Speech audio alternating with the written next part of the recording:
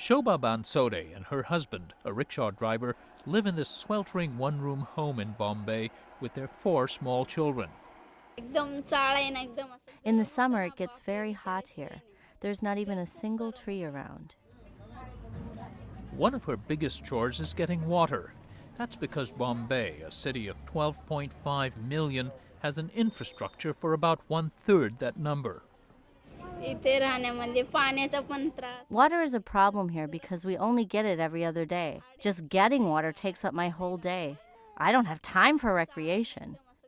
She places her numbered bottle in line every morning and must wait all day until the water is turned on. If she's not there when that happens, her marker gets thrown to the back of the line. Most times, Bansode and her neighbors need much more than this free water pipe can supply. All told, the family spends 1/4 of its income just for water. Miserable as life here seems, Bombay, which is also called Mumbai, still draws about 750 newcomers every single day from the even more impoverished countryside. 60% of the city's residents live in shacks that barely serve as shelter. A recent United Nations study found that the number of people living in slums is increasing steadily. Up to 1 billion people worldwide now live in slums. In Bombay, they've had to slow the trains down because some 35,000 families live in squatter settlements precariously close to the rail lines, according to Jakan Arputham. He's president of a non-government organization called the National Slum Dwellers Association. The train speed started reducing from 100 kilometers to 30 kilometers per hour. So that they wouldn't hit people. They wouldn't hit people. Many, like Arputam, live in the slums despite having jobs or professions that would be solidly middle class in the developed world. Arputam himself was trained and worked as a carpenter before his job as a community activist. Across all incomes, it's the promise of money that attracts the constant flow of newcomers, according to Zafar Iqbal, an urban planning consultant. Even the poorest of the poor can make as much money.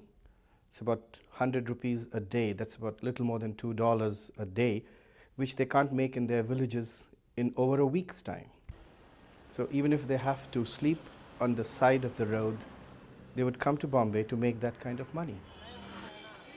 But even those who are able to earn money cannot find housing in a city where real estate prices are as high as those in New York City. For the past 30 years, city planners and private consultants have put in place various housing schemes to help those in need. For example, granting free land as an incentive to private developers. So they came out with a scheme that private developers or builders will be allowed to help house these slum dwellers. So for every square meter of a slum house rehabilitated, the government has allowed them approximately 1 square meter to be built and sold in the open market. Malesh Badrani, who runs a taxi business, was lucky enough to be early in line for one of these new apartments.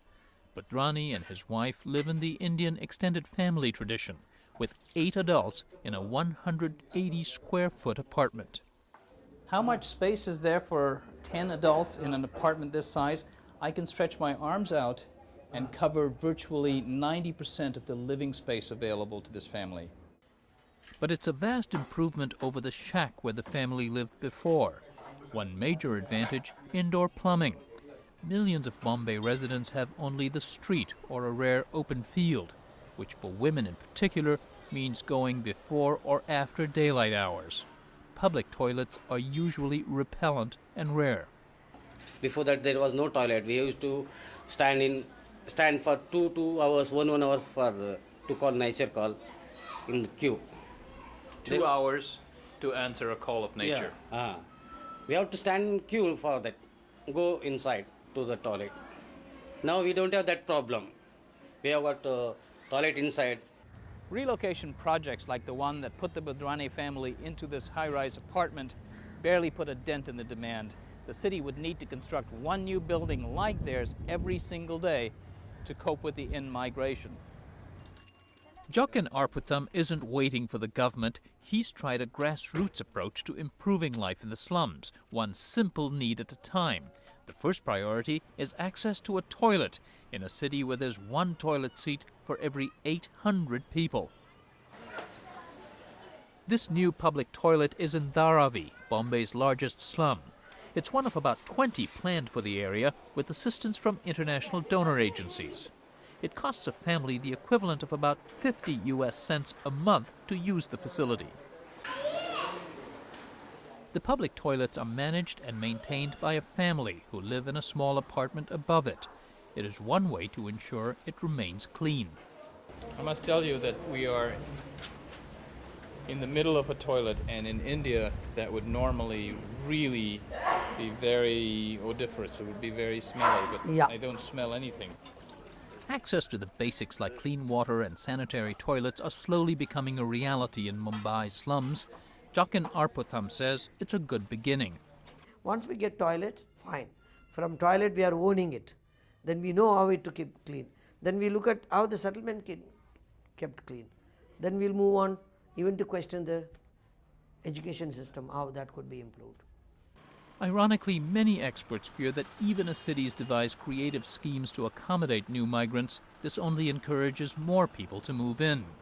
The UN predicts that at the current pace, the number of slum dwellers in the world could double to 2 billion by 2030.